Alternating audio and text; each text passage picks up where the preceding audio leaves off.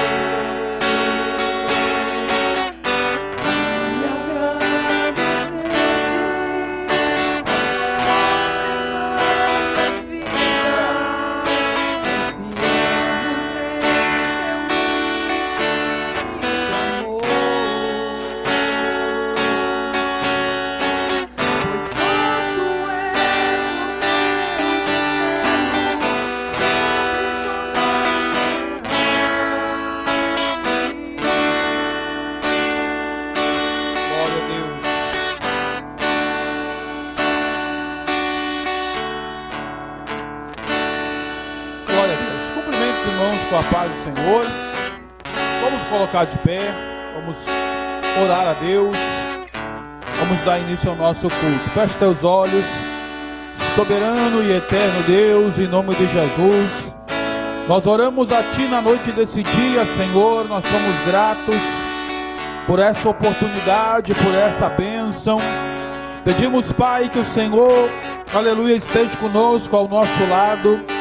Nos abençoa, Senhor, nos fortalece, capacita nossas vidas, Deus, abençoa a Tua igreja. Hoje é culto de ensinamento da Tua palavra, aleluia, e que nós viemos a estar conosco neste lugar. E a bênção do Senhor esteja também sobre a Tua igreja, sobre o Teu povo, perdoando os nossos pecados, meus erros. Nos abençoa com a Tua presença, meu Pai, no nome de Jesus. Amém. Glória a Deus. Vamos louvar ao Senhor, depois nós vamos ler uma palavra de Deus para nós estar meditando nessa noite, no nome de Jesus.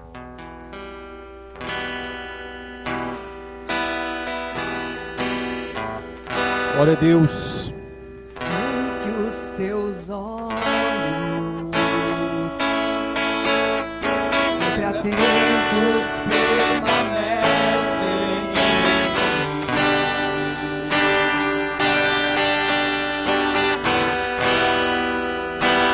e os teus ouvidos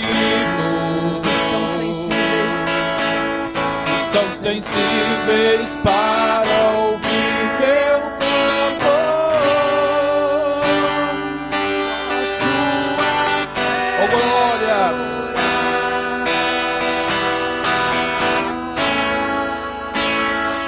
Mas a alegria vem de manhã. Santo Espírito de Deus, Tu és Deus de perto, Senhor. Nós Te louvamos, Espírito Santo de Deus. nunca muda. É verdade. Pois Tu és fiel, Senhor. Aleluia.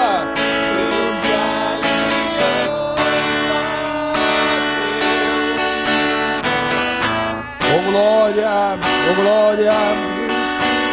Oh, louvado é o Teu nome, Jesus. Louvado é o Teu nome, Jesus. Tudo pode. Aleluia.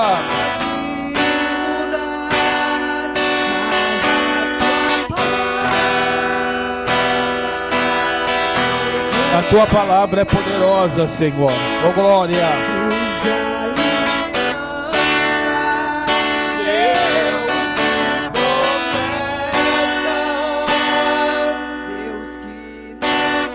És poderoso o Teu nome, Senhor. Oh glória. Oh glória, aleluia.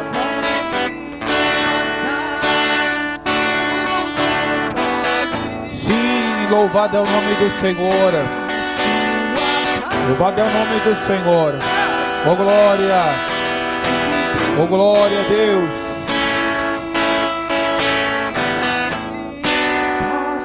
Aleluia. Eu sei quem luta por mim.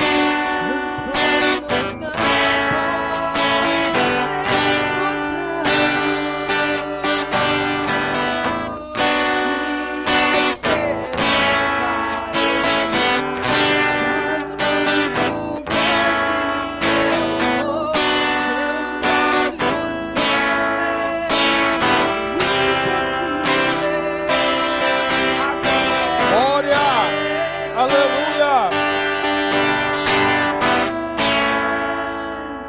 Deus de aliança, Deus de promessa, Santo Espírito de Deus, aleluia. Oh glória. Sim, oh Deus, tu não mentes, Senhor. Tu és poderoso, Espírito Santo de Deus. Mas tua palavra vai. Aleluia. Oh glória. Oh louvado é o nome do Senhor. Louvado é o nome do Senhor. Aleluia, Jesus.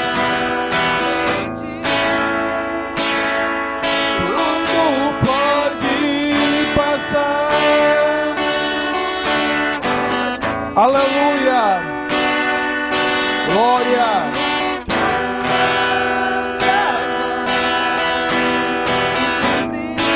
sim, ó Deus.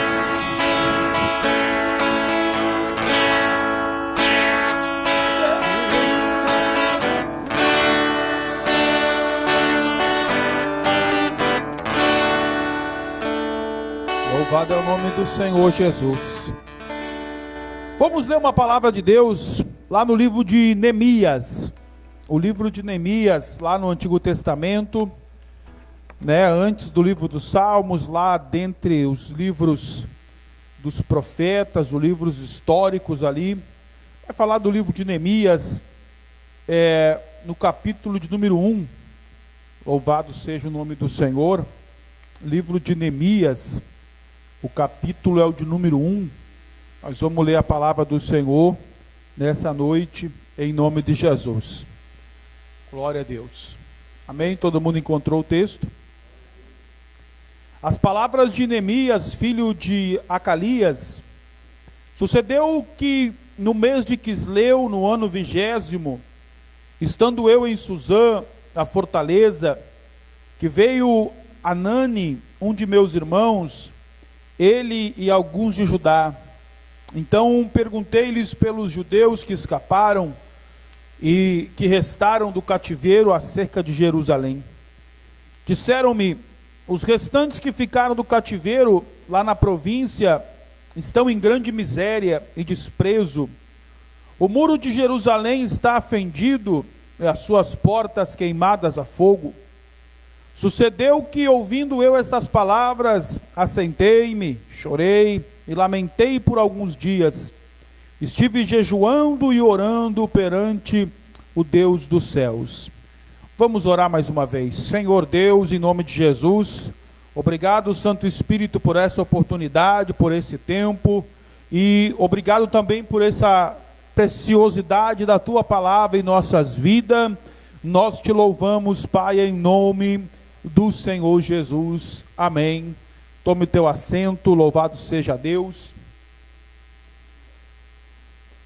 O nosso nome, ele carrega com ele valores, né?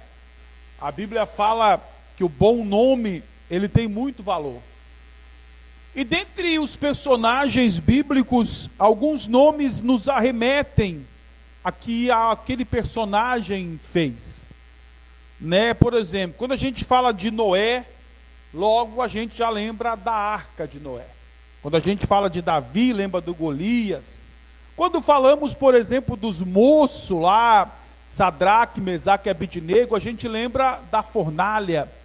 E quando se fala em Neemias, a gente lembra que Neemias foi o cara que foi responsável por reconstruir os muros de Jerusalém. Então esses personagens, eles tiveram uma missão que ligou o nome deles àquela obra, àquela missão. E eles são conhecidos até hoje. Por exemplo, ao leitor da Bíblia, que alguém fala para ele, o Neemias, o que o Neemias fez? O cara já vai de pronto. Ele reconstruiu os muros. Porque esta foi a obra que ficou ligada ao seu nome. Mas hoje, eu quero falar com os irmãos um pouquinho. Todos esses nomes que eu falei, inclusive esse que nós vamos estudar um pouco nessa noite, são homens que foram escolhidos por Deus de uma forma bem improvável, né? Eles seriam agora que me veio o título do estudo, Gu. O Gu falou, qual vai ser o título hoje? Os improváveis. É culpa tua que ficou falando aí no meu. Então, Neemias, irmãos, aqui o povo está em cativeiro, Jerusalém está destruída, os muros derrubados, o templo derrubado, só sobrou lá em Jerusalém os pobres, os sábios, os príncipes, as pessoas que tinham alguma profissão, foram levados para o cativeiro. Os pobres que não serviu para muita coisa, eles deixaram lá, para cuidar da terra. Tu levantou a mão porque aí, tu ia ficar lá no cativeiro, fosse o teu caso? Então, o Neemias, ele está vivendo a mais de 1000 quilômetros de distância de Jerusalém. Não se tem uma distância exata, a geografia bíblica não é exata nessa situação, mas é entre 1400 e 1700 quilômetros. São aceitos a distância entre Suzã, aonde estava morando Neemias, e Jerusalém, que fora destruída. A Bíblia diz que Neemias, ele era o copeiro do rei, o mordomo, o cara da confiança do rei. Lá na antiguidade, os irmãos já viram isso em filmes mais antigos, né, que o copeiro ele trazia o vinho, ou a comida, ou o que seja, e antes do rei comer, quem comia era o copeiro. Se dava ruim, o copeiro que ia morrer. Lembra que dentre os companheiros de José na cadeia, estava lá o padeiro, né, e o copeiro. Os dois sonharam, né, um voltou para o posto, e o outro morreu. Quem que morreu, quem que voltou para o posto? Olha, os guris estão afiados mesmo. O padeiro foi para a banha, não teve volta. E o copeiro foi restituído ao seu posto. Então Neemias, e claro que por ser um homem de confiança do rei, ele gozava de uma certa mordomia ali no palácio, né? Ele devia de ter o seu quarto, as suas roupas finas, comia a comida que o rei comia, bebia o que o rei bebia, tinha ali as suas regalias, por ser um homem de confiança do rei. Mas a Bíblia diz que no mês de Quisleu, do ano 20º do cativeiro, veio de Jerusalém um dos irmãos de Neemias e outras pessoas que lá estavam e chegaram.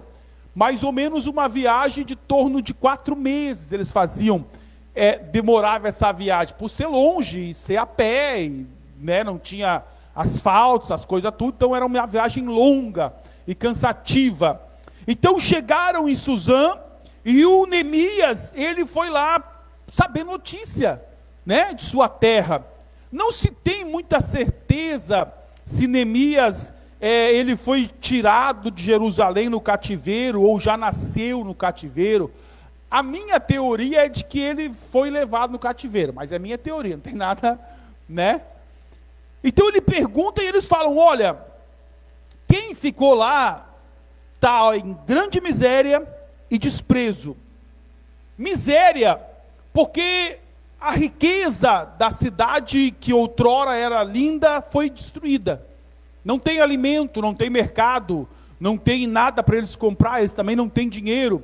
Então essa é a miséria de roupa, de alimento, de situação financeira. E o desprezo? O desprezo é porque o muro da cidade havia sido derrubado. Então o muro da cidade, para cidades antigas, o muro simbolizava uma espécie de respeito, né? Uma cidade murada, por exemplo, quando alguém compra uma propriedade, o que a gente logo pensa em fazer na propriedade? Cercar, né? Vou mostrar que aqui tem dono, isso aqui é meu, vou cercar. Então quando a cidade foi com o muro desprezado, foi derrubado o seu muro, veio junto com isso o desprezo. Então a cidade está na miséria, né? As pessoas que lá estão na miséria e desprezados pelos inimigos, porque aí se tornava alguma coisa fácil de ser atacada. Quando Neemias ele ouve isso, a Bíblia diz, e eu ouvindo essas palavras, e aqui nós vamos aprender uma característica importante, aqueles improváveis que são chamados por Deus. Geralmente, os improváveis, eles têm essa característica em comum. Eles têm, no tempo de Jesus, nós chamaríamos de compaixão. Hoje nós chamamos de empatia. Que é o que, irmão? Que é se colocar no lugar de quem está sofrendo. O Neemias, ele estava em miséria, o Neemias, sim ou não? Não. Ele estava sendo desprezado, sim ou não? Não. Ele estava de boa no palácio, vivendo tranquilamente, como eu falei, a mais de 1000 quilômetros de distância. Então, se Neemias fosse pensar, como a grande maioria pensa, quando ele ouve essas palavras, qual vai ser a resposta dele? Ele vai dizer, coitados, né? Ah, que pena que eu fiquei deles. Tá, vou orar de noite para eles, para Deus abençoar, e nada além disso. Nada além disso. É uma compaixão, uma empatia assim teórica, que a grande maioria das pessoas hoje sentem. Uma pena, né? Ah, que pena, coitados. Mas a Bíblia diz que a reação de Neemias foi além, foi muito além, porque ele se coloca no lugar, quando ele vai orar a Deus, ele vai dizer, o Senhor perdoe o meu pecado. Mas perceba que Neemias não está lá, ele está em Suzã, mas ele se coloca junto, porque a característica de alguém que é o improvável chamado por Deus, a primeira característica que nós encontramos na vida de Neemias é essa, é empatia, é se preocupar com os outros, ele está no palácio, ele está comendo, ele está quentinho, ele está com roupa bonita, ele está com perfume, ele tem médico, ele tem mercado, ele tem tudo na mão, mas ele se preocupa com quem está passando fome. A pessoa, irmão, que tem esse tipo de empatia, eu acredito assim que ela chega a sentir fome, igual os outros sentem. Mesmo ele tendo ali, ele não consegue comer, porque ele está olhando para o prato, ele está olhando para a mesa, mas ele está lembrando dos irmãos dele que estão passando fome. Ele está lembrando das pessoas que estão morrendo. Então a Bíblia vai dizer, ouvindo essas palavras, assentei, chorei e lamentei. Então perceba, a primeira característica de Neemias, a empatia. Ele se coloca no lugar daquelas pessoas. E aí, o que vai acontecer? Ele vai dizer, chorei, lamentei, assentei-me, chorei e lamentei. Então ele recebe a notícia, e ele vai viver aquele luto. Porque ele é o Neemias, ele é o mordomo, ele é isso, ele é aquilo, ele é o improvável, ele é um escolhido, isso, mas antes de tudo isso, ele é um ser humano. E naquele momento que ele ouve a mensagem, o que acontece? Ele se entristece. Ele fica preocupado, e na hora, o que ele pensa? Em chorar. E não há nenhum problema em chorar. Não há nenhum problema em se assentar. Não há nenhum problema em lamentar. Não há nenhum problema em viver o luto. Não há nenhum problema nisso, pelo contrário. Hoje, a ciência já ensina que nós não devemos de tentar engolir. Lembra o choro? Quando nós apanhava das mães, eu não apanhava porque eu não incomodava, eu era um santo. Mas quando eu já vi as mães batendo nos meninos que incomodavam, ia dizer, não chora, lembra? dava-lhe pau e não chora, coitado. Mas hoje, a psicologia já entende que nós devemos de viver o luto, devemos de viver o pranto, devemos de viver o choro, devemos de passar por esse processo. Então a segunda característica do improvável escolhido do Senhor, a primeira é a empatia, a segunda, tudo bem, ele vai viver um luto, mas ele entende que isso não pode durar para sempre. Ele disse, assentei, chorei, lamentei, por quanto tempo? Alguns dias. Também eu recebo a notícia, o que tu tem, irmão? Pastor, eu recebi uma notícia, o que aconteceu hoje? Não foi hoje, foi há 10 anos. Não, né? Já deu. Já deu tempo suficiente. Então Neemias chora, lamenta, jejua, faz o troço dele por alguns dias. O improvável é assim, ele entende que ele tem que viver o luto, mas é por um tempo.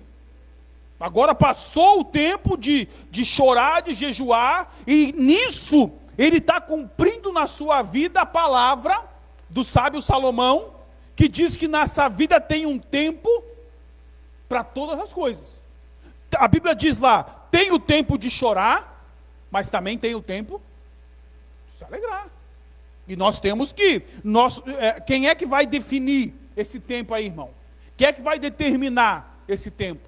Se eu vou ficar me lamentando, se eu vou, agora deu, agora já, né? Então o Neemias, ele ora, jejua por alguns dias, e depois, o que ele vai fazer? Ele vai voltar para o trabalho, porque agora, a característica do improvável, empatia, viveu o seu luto por um determinado tempo, e agora o que ele precisa fazer? Ele precisa voltar para o seu trabalho, porque lembra que eu falei, ele é o homem de confiança.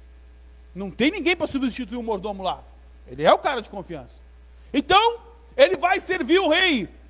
Mas a Bíblia diz que ele volta para o seu trabalho, mas ele não consegue disfarçar a sua cara.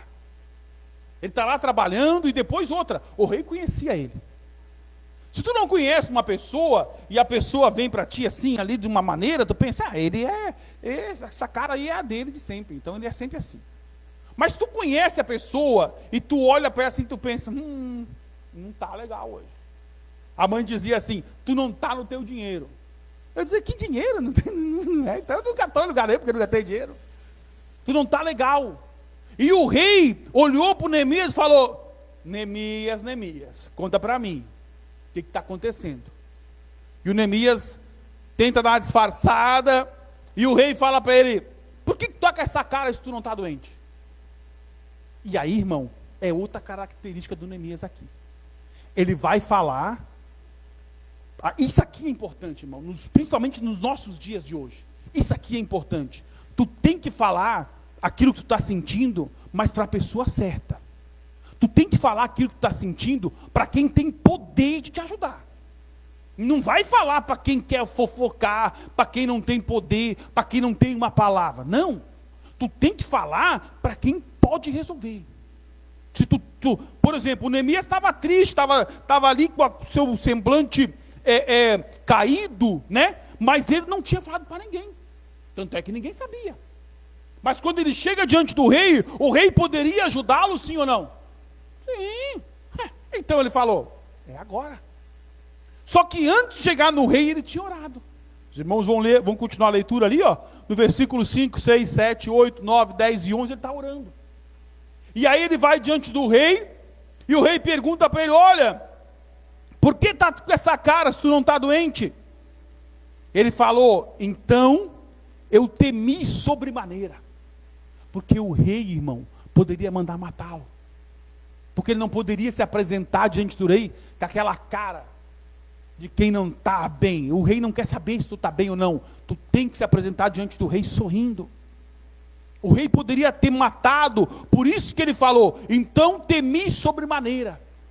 Bateu o medinho nele, mas ele falou, vive o rei para sempre, como estaria triste o meu rosto estando a cidade do lugar do sepulcro de meus pais assolados.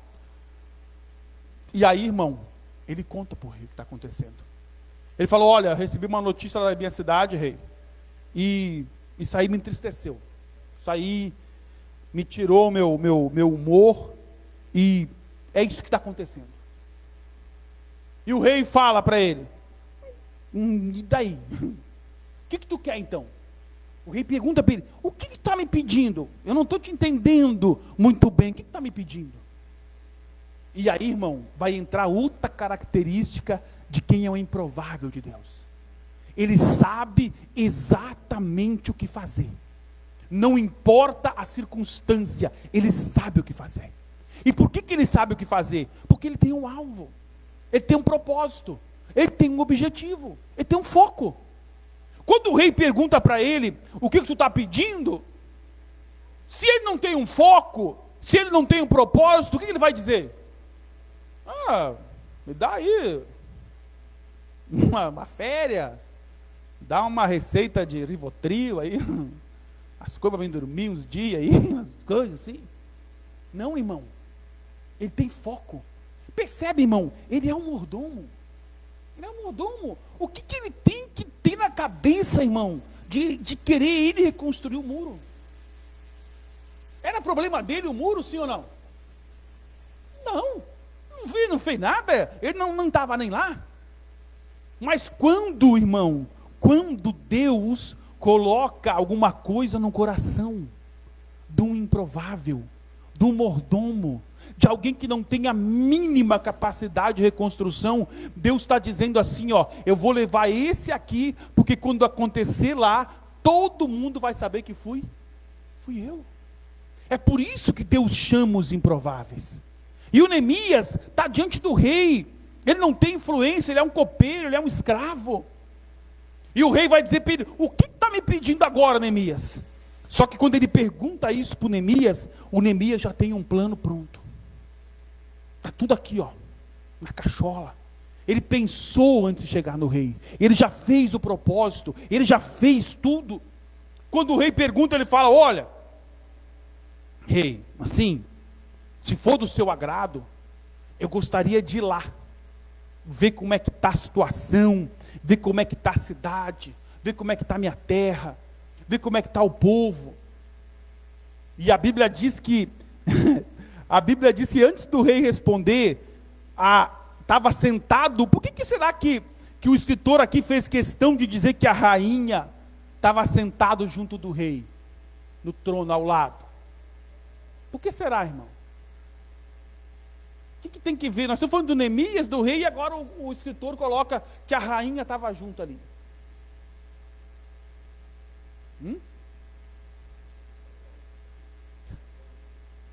Como? Irmão, o autor está dizendo, não importa quem tu é. Não importa quem tu é. Se a mulher está do teu lado, tu sempre vai olhar para a tua mulher. Sempre vai olhar. O Neemias está perguntando, a rainha está ali, e o rei faz. E a rainha fala. E o rei fala, deixa comigo agora. Porque ela sempre vai olhar. O rei olhou, não importa se tu é o rei, se tu é o prefeito, se tu é o lixeiro, não importa quem tu é. Não importa. Se a tua mulher está ao teu lado e alguém te perguntar alguma coisa, tu vai olhar para a tua mulher. Por mais machão que tu for, tu vai olhar. Não tem. E o rei olhou e a rainha fez. E o rei falou, então tá, vamos andar ali. E aí o rei pergunta, quanto tempo vai demorar isso aí? O Neemias vai dizer, estou dizendo. Quanto? Estou dizendo. Quanto tempo, Neemias? 12 anos. 12 anos. E o rei fala, vaza da minha frente, vai-te embora. E ele fala, tá, mas antes de eu ir, eu preciso de mais umas coisinhas. Eu preciso que o senhor me dê cartas. Eu preciso que o senhor dê carta lá para o homem que cuida das madeiras da floresta. Eu preciso que o senhor me dê isso. Eu preciso que o senhor me dê aquilo. Eu preciso que o senhor me dê aquilo. E eu também. E o rei foi anotando. Mais alguma coisa? Não, pergunta. Ele acabou de falar. O escrivão estava com as cartas prontas, irmão. E aí, o Neemias pega e ele vai para Jerusalém. Ele deixa o serviço dele no palácio. Porque ele é um improvável escolhido por Deus, mas ele tem um plano, ele tem um propósito. E até aqui, irmão, ninguém sabe do seu propósito. Ninguém sabe. Quando ele chega em Jerusalém, ninguém sabe do que está acontecendo. Ele não conta para ninguém. A Bíblia diz que ele sai de noite, caminhando com o cavalo dele, nas pedras, nos buracos, nos lugares, mas ninguém sabe nada. Irmão, aqui está de novo, ó, a característica de alguém que é improvável, chamado por Deus: não conte, não conta. Não conta os teus maiores sonhos para ninguém, não conta. Não conta, fica quieto, irmão. Porque se tu contar, as pessoas vão te desanimar. Se tu contar, as pessoas vão dizer: não vai rolar, tu é só um mordomo. Lembra do cego Bartimeu? Ele dizia: cala a boca, cego, tu acha que ele vai vir aqui, ventura, para deixar de ser troncho lá quanta gente, tu nem está vendo ninguém. E ele gritava mais alto, quanto mais ele falava, mais ele gritava. A mulher Ciro-Fenícia gritando, gritando, gritando, e os discípulos diziam: shh! E ela gritando, gritando, gritando. E todo mundo mandando ela calar, e ela não calava. Por quê, irmão? Por que essa mulher não se calou? Porque essa mulher estava com um problema em casa. Quando ela chega diante de Jesus, Jesus fala: e o que está acontecendo? Ela fala: aqui, senhora, ó, eu estou com a minha filha, está em casa, está endemoniada. Ela sabe do problema que tem, ela entende o problema que tem, e ela vai aonde? Vai contar para quem? Para quem pode resolver.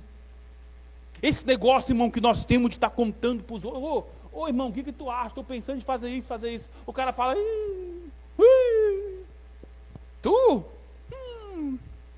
tu não tem dinheiro para isso, tu não tem sabedoria para isso, tu não tem tamanho para isso, tu não tem isso, tu não tem aquilo, tu não tem aquilo, não tem aquele outro. É exatamente esse tipo de gente que Deus quer. Exatamente é esse tipo de gente que Deus chama. Chamou um mordomo lá de Suzã, a mais de 1000 quilômetros. E o Neemias chega e começa a caminhar, e ele fala: e não souberam os magistrados, nem os demais que faziam a obra. Até então, eu não tinha declarado coisa alguma. Ele não falou nada. Ele ficou quieto. Ele ficou só estudando a situação. Depois, ele vai contar, no capítulo 3, no versículo 18, ele já está em Jerusalém há alguns dias. Já passou um tempo. E ele vai dizer: então declarei, como a mão do meu Deus me fora favorável, como também as palavras do rei que ele tinha me dito. Então disseram: levantemo-nos e edifiquemos. Esforçaram suas mãos para o bem. Quando Neemias chega ali, ele não fala nada. Depois de um tempo, ele vai contar a situação. Só que quando ele vai contar, ele vai dizer: olha, gente, eu quero reconstruir os muros. Quero convidar vocês aí para me ajudar. Quero reconstruir os muros. Os caras vão dizer: ô Neemias, nós até aí te ajudava, cara, mas só que nós não temos madeira. E o Neemias fala: eu já pedi para o rei, ele já me deu. Ô Neemias, nós queríamos te ajudar, cara, mas tem aqui os governadores, tem aqui o Sambalate, tem aqui o Tobias, tem aqui não sei o que, e eles vão se opor. E ele vai dizer: eu já falei com o rei, já está tudo certo. Então ele vai derrubando as contrariedades uma após a outra. Todas as dificuldades que as pessoas estavam levantando, o Neemias vai derrubando. E aí eles vão entender: poxa vida, se o cara é um mordomo do rei, saiu de lá para vir aqui, a mão de Deus está com ele. Porque eles começaram a entender que Neemias não era um aventureiro qualquer, que Neemias não era alguém que chegou ali para fazer uma aventura. Não, ele chegou ali com o plano pronto, com a estratégia pronta. E aí os homens disseram para ele: levantemo-nos e edifiquemos. Agora ele contou, mas ele contou na hora certa. Ele apresentou o projeto pronto. Porque, irmão, é muito complicado tu vai apresentar o projeto para alguém faltando pedaço. Tu vai apresentar um sonho para alguém faltando pedaço. A pessoa vai dizer: não vai dar certo. Mas quando tu tem o projeto pronto, quando tu vai: ô irmão, e as madeiras? Os caras estão trazendo. Tá aí o Sambalate, o rei já falou. Tá isso aqui, já está aqui, isso aqui. Tudo ele tinha uma resposta. Tudo ele tinha uma resposta. Por quê? Porque ele tinha um propósito. Ele tinha um propósito. E aí, irmãos, todos aqueles homens ali, a Bíblia diz, levantaram e edificaram, e se esforçaram as suas mãos para o bem. E aí começaram a, todo mundo, acreditar no projeto do Neemias. Alguma coisa que não aconteceria se ele tivesse chegado e contado o sonho logo. Alguma coisa que não aconteceria se ele tivesse contado o sonho fora de tempo. Porque, irmãos, nós temos que entender que todos nós aqui temos um lugar na obra de Deus. Todos nós aqui somos peça de um único corpo, que o cabeça é Cristo, mas todos os outros membros não existem. E o Senhor vai chamando um, vai chamando o outro, vai chamando um, vai chamando o outro. E o que tem dado problema nos últimos dias é que tem muita gente que está fora do lugar, está fora de lugar. Ele não era para ser a mão, mas ele quis ser a mão. Ele foi lá e cortou a mão verdadeira e se injetou lá, mas ele não é mão. O que é um anjo? O que é um demônio? Um anjo fora de lugar. Ele era um anjo, caiu no inferno, virou demônio. Qual que é a diferença, por exemplo, do remédio para o veneno? Um comprimido que você toma para curar uma enfermidade pode te matar, se tu tomar ele em uma dosagem maior. Alguma coisa que serviria para o bem, vira mal, se tu usar uma dosagem errada. Na obra do Senhor é a mesma coisa. Se nós estiver fora do lugar que Deus quer que estejamos, nós vamos sofrer, nós vamos padecer.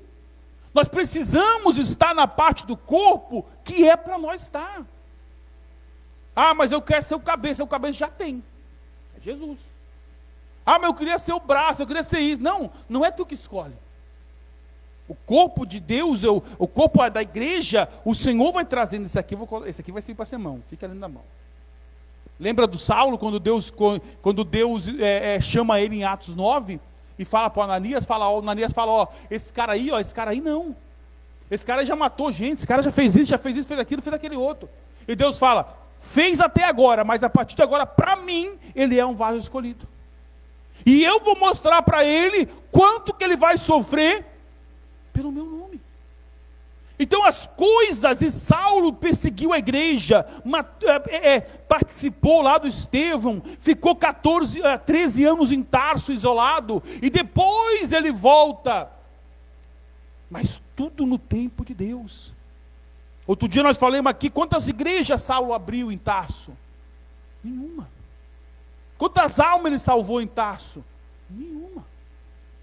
Mas no lugar certo, na hora certa. Irmão, hoje Saulo não pregaria nas nossas igrejas. Não pregaria. Se alguém chegasse aqui e dissesse, olha, eu vou trazer um cara aqui, irmão, que já ficou um tempão preso, volta e meia está na cadeia, nunca ficou mais que 2 anos numa igreja, está sempre para lá e para cá, sempre andarilho, não tem dinheiro, não tem influência, não tem carro, não tem livro. Os irmãos iam dizer, não, isso aí não, pastor, isso é um caco. Sim ou não? Sim. Porque nós íamos medir ele pela nossa régua. Se o Saulo fosse analisado hoje na teologia da prosperidade, seria um fracasso. Seria um fracasso. O cara morreu sozinho numa cadeia, cortaram a cabeça dele fora, não tinha dinheiro, não deixou nem uma dracma de herança para ninguém, não deixou nada de nada, só as capas velhas dele, os livros, o cara não tinha nada, mas o cara escreveu 1/3 da Bíblia, o cara escreveu as cartas que até hoje são usadas nas igrejas. Por quê? Porque também foi um improvável chamado por Deus, o perseguidor que passou a ser perseguido. Estava no lugar errado, Deus tirou ele daqui e colocou no lugar certo. Então quando Neemias vai contar para os irmãos aqui o plano dele, é a hora certa. Porque também, irmão, nós não podemos entender o seguinte, ó. Eu falei para os irmãos, não conte o teu sonho para ninguém. Mas vai chegar o momento que tu vai ter que contar para alguém. Porque sozinho também tu não vai fazer nada. Só que daí, tu tem que saber 2 coisas importantes. Tu tem que saber a hora certa de contar e a pessoa certa que tu vai contar. Tu não pode se precipitar, tu não pode também retardar. Tu não pode contar para a pessoa errada, tu tem que contar para a pessoa certa. É por isso que a grande maioria de nós fica vivendo só no sonho e nunca realiza nada. Fica só sonhando, sonhando. Eu podia lá reconstruir os muros. Eu podia fazer isso. Eu podia fazer aquele outro. Não pede ajuda para ninguém. E quando conta para a pessoa errada. Conta fora do tempo. Não, Neemias contou certo, irmão. E agora, Neemias vai usar de uma estratégia, nós estamos partindo para o final já. A cidade, como eu falei, era grande. Era grande. Então Neemias vai dizer, vamos fazer o seguinte, cada um de vocês vai reconstruir o muro na frente da sua casa. Tu constrói na frente da tua casa, o teu vizinho, e vai ter ali a lista. Eu fiquei lendo hoje, pensando, vai aparecer alguma coisa aqui, né, para mim entender aqui. Apareceu nada, só nome. O fulano reconstruiu não sei o quê, o outro fulano, não sei o quê, o outro fulano, e assim foi. Os vizinhos, tipo, na frente da minha casa eu fazia, daí o meu vizinho fazia dali para cá. Por quê, irmão? Porque a esse momento, o Sambalate, o Tobias, já tinham se levantado. Já tinham feito zombaria. Falaram, olha, esse murinho de vocês aí, se vier uma raposa vai derrubar. Quando tu desiste do projeto, irmão, tu está dando razão para o zombador. Quando tu desiste do teu sonho, tu está dizendo para os caras que zombaram de ti, tu tinha razão, tu estava certo e eu que estava errado. Porque tu está desistindo. E eles começaram a reconstruir, o Neemias falou, todo mundo, uma espadinha cingida no lombo, vão trabalhar. Se o bicho pegar, pega a espada. Comigo vai estar o cara da trombeta. Se eu tocar a trombeta, todo mundo se ajunta perto de mim. Então eles estavam trabalhando e vigiando. Lembra que Jesus falou? Orai e vigiai. Só que no capítulo 5, irmão, as pessoas vão começar a reclamar do quê? Do cansaço. O cansaço tem matado muita gente. O cansaço tem desviado muita gente. O cansaço hoje, nos nossos dias, tem desanimado muita gente. E é muito preocupante quando nós estamos muito, muito, muito cansados. Na verdade, quando nós estamos muito, muito, muito, qualquer coisa é preocupante. Se eu estiver muito, muito, muito com fome, se eu estiver muito, muito, muito cansado, se eu estiver muito, muito alegre, se eu estiver muito, muito entusiasmado ou desanimado, tudo muito, muito, muito é preocupante. Por exemplo, tem uma regrinha de ouro que fala, se tu estiver com fome, não vai no mercado. Porque tu com fome no mercado, tu quer comer tudo que tem lá. Se tu ia comprar 1 quilo, tu compra 10, porque tu está com fome. Então não vai no mercado com fome. Come pão em casa, depois tu vai. É uma regra.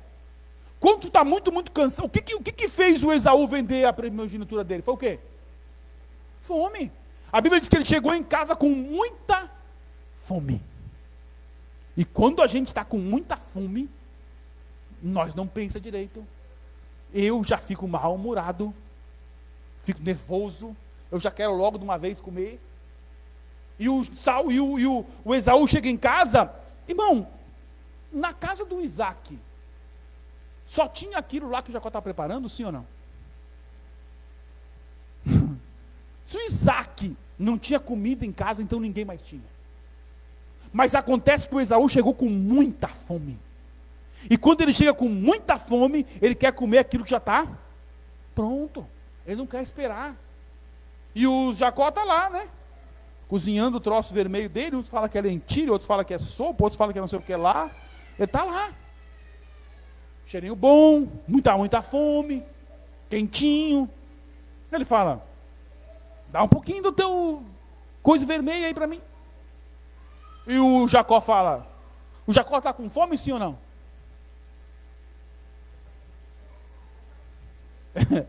O Jacó está na dele, irmão. O Jacó é negociador, o Jacó é enganador, lembra? Quando o Esaú pede para ele, o que ele vai propor? Um negócio. Ele fala, dá, eu não te dou, mas eu posso te vender. E o Esaú estava puxando a carteira. Ele fala, não é dinheiro. Não é dinheiro. Eu quero ter o direito de primogenitura. O Esaú fala, cara, eu estou morrendo de fome. Eu já estou vendo o outro lado. Se eu morrer aqui, não vai adiantar o meu direito de primogenitura. É isso que ele fala. O cara está com tanta fome que ele está achando que vai morrer de fome na casa do pai dele. Ele fala, se eu morrer aqui, não adianta meu direito, dá aqui logo essa comida. E a Bíblia diz que ali Esaú desprezou o seu direito de primogenitura. Por isso que depois, quando ele vai chorar lá pro pai dele, querer bênção, o pai dele fala, rala o peito que já foi. Porque o Jacó enganou Esaú, enganou uma ova, foi negócio. O Jacó enganou o Isaac, ele e a mãe dele que fez o bolo todo, mas o Esaú foi negócio. Irmão, eu estava falando com um rapaz ontem ali, não sei o que falando ali, ele disse, eles pagam muito pouco, tinha que pedir 1.000 pela hora. Eu falei, vai lá e pede. Se o cara quer tanto que tu vai lá e faz tua oferta, não é pecado, não é ofensa. Se quer pagar, paga, se não quer, não paga. O Jacó falou, a comida está aqui, a oferta é essa aqui. Tu quer? Quero, então valeu. Não quero, meu direito de primogenitura não vem, então vai comer pão. É a mesma coisa que eu vou chegar ali agora e vou dizer, o cara aparece ali e fala, quanto quer o teu carro? Eu quero 100 mil. O cara fala, eu pago. Eu pego 100 mil ou não? Mas na hora, com as duas mãos eu pego. O cara pediu, eu fiz a oferta e ele aceitou. Eu não estou roubando, não estou enganando, ele está sabendo que carro é. Então isso aconteceu lá no Jacó e no Esaú. Por quê, irmão? Porque ele estava muito com fome. E aqui no capítulo 5, os trabalhadores do muro, eles começam a ficar cansados. Eu já trabalhei de pedreiro muitos anos. Pura mentira. Eu sei que é cansativo. Eu fui trabalhar uma vez de servente de pedreiro lá de Jacarezinho, fazer um piso. Muitos anos atrás, na casa da mãe lá do camp, e era mexer a cainchada o troço ainda. Olha, eu falei aquele dia de noite, não falei para ninguém, mas quando eu fui deitar, eu falei, se um dia eu tiver que trabalhar de servente de pedreiro, para fazer massa, eu prefiro morrer da fome.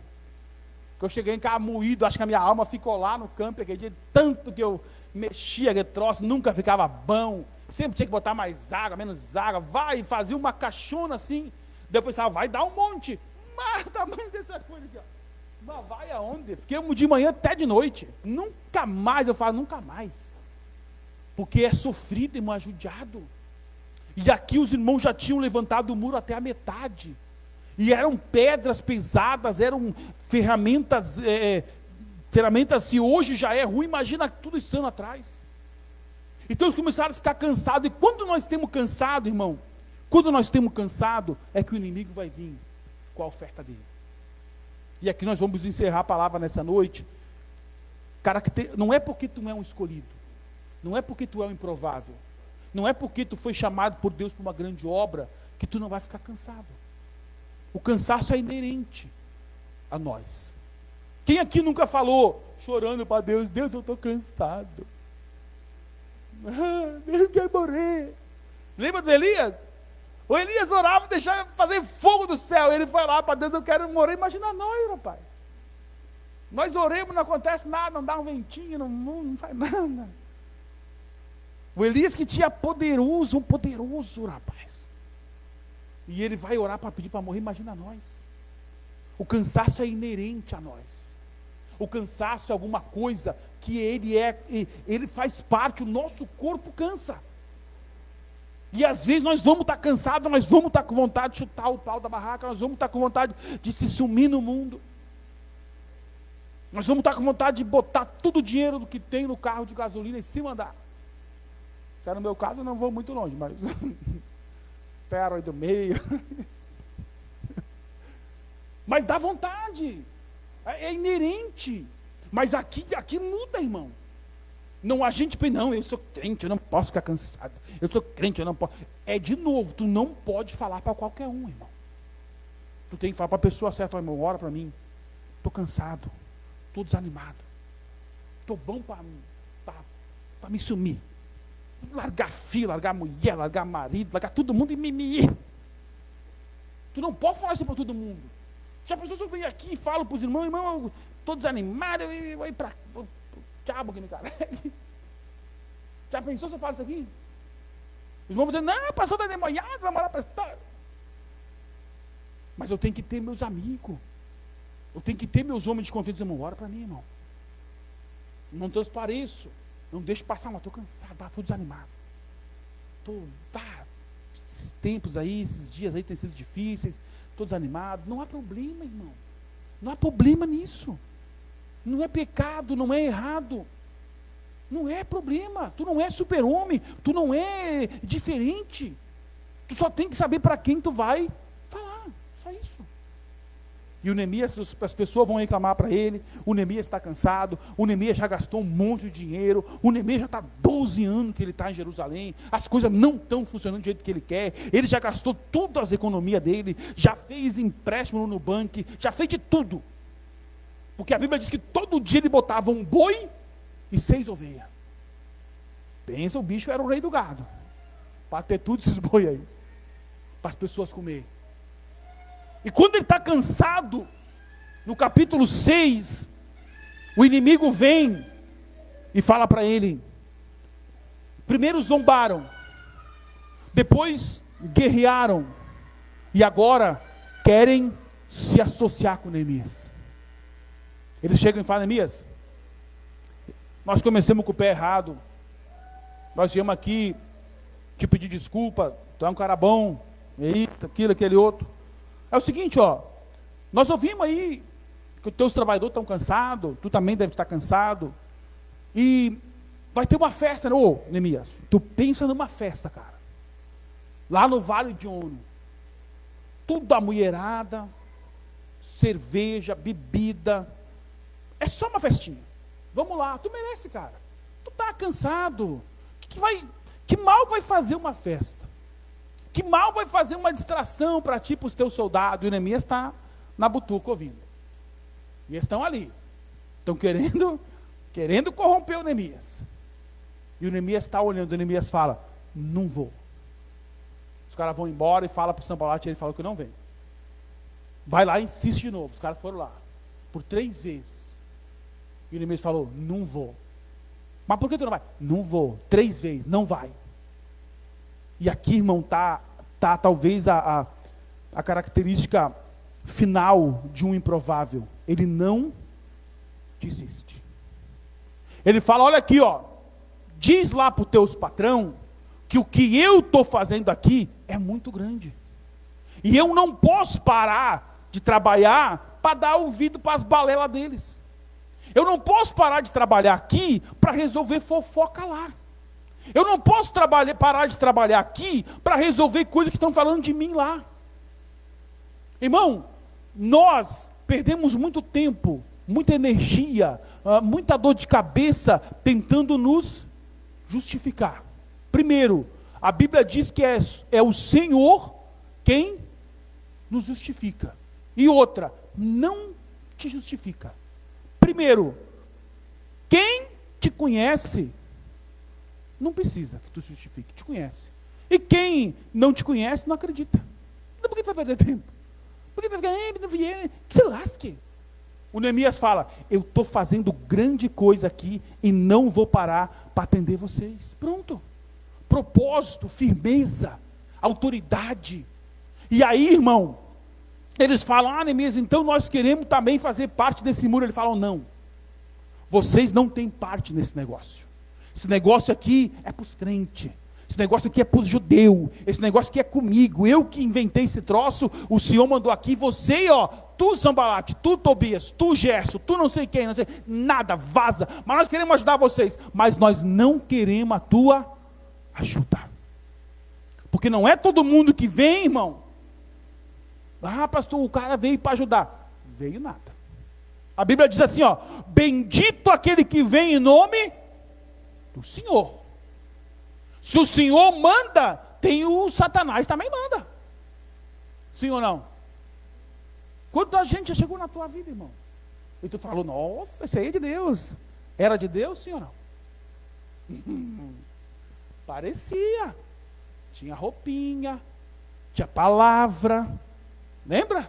O pastor Altemir dizia, vinha com um sapatinho de algodão. Mas não era.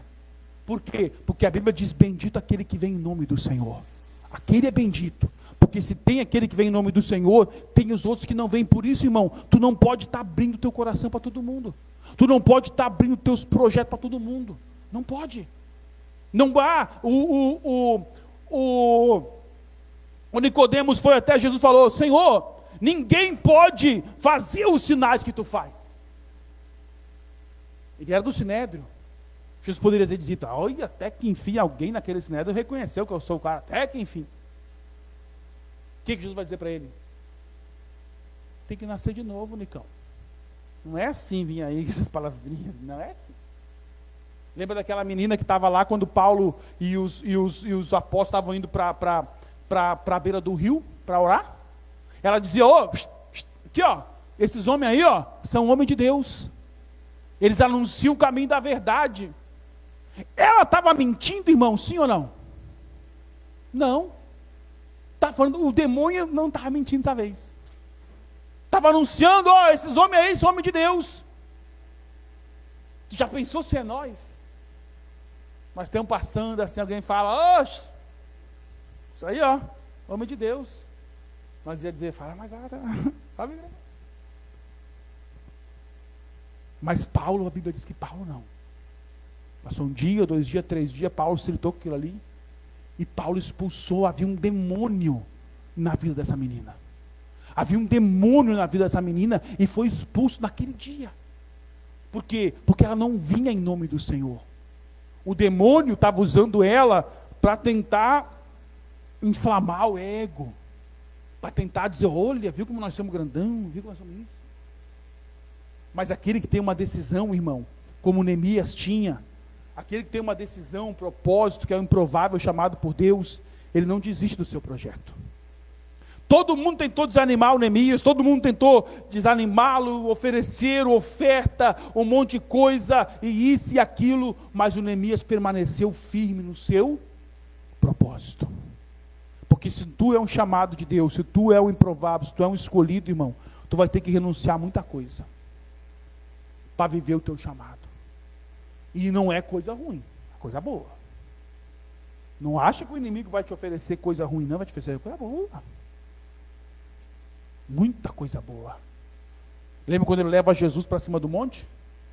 Ele fala, tudo isso aí é meu. Eu dou para quem eu quero. Tu só precisa se ajoelhar e me adorar. E o Senhor fala, só a Deus adorará, só a Ele prestará culto. Hoje os crentes vêm para a igreja adorar a Deus querendo receber alguma coisa. Irmão, nenhum texto bíblico você vai encontrar Jesus te prometendo alguma coisa em troca de adoração. Quem fez isso foi Satanás. Então nós precisamos entender isso, irmão. Empatia é a primeira coisa. Não conta os teus sonhos para ninguém, não conta. Permanece fiel ao Senhor até o dia que o Senhor vai colocar a pessoa certa do teu lado. Porque se tu é um sonhador, irmão, se tu é alguém que sonha, se tu é alguém que tem projeto, se tu é alguém que tem vontade, o Senhor vai colocar uma pessoa do teu lado que pensa exatamente igual tu. E tu tem que andar com gente assim, irmão. Tu tem que andar com gente que chuta para o mesmo lado. Tu tem que andar com gente que pensa do mesmo jeito. Tu tem que andar com gente que acredita nos teus sonhos. Assim como Neemias acreditou, tem um propósito. A Bíblia diz no salmista, número 27, ele fala, uma coisa pedi ao Senhor, e a buscarei, que é estar no seu santuário todos os dias. Uma coisa, irmão, não precisa pedir muita coisa para Deus, pede uma coisa, para estar na presença dEle todos os dias. Amém, irmãos? Vamos colocar de pé. A pastora vai estar louvando ao Senhor, você que trouxe a sua oferta, o seu dízimo vai estar ofertando e dizimando na casa de Deus, enquanto que nós vamos louvar ao Senhor, e logo já vamos estar encerrando o nosso culto em nome de Jesus. Feche teus olhos, soberano Deus, em nome de Jesus, a Ti nós oramos na noite desse dia,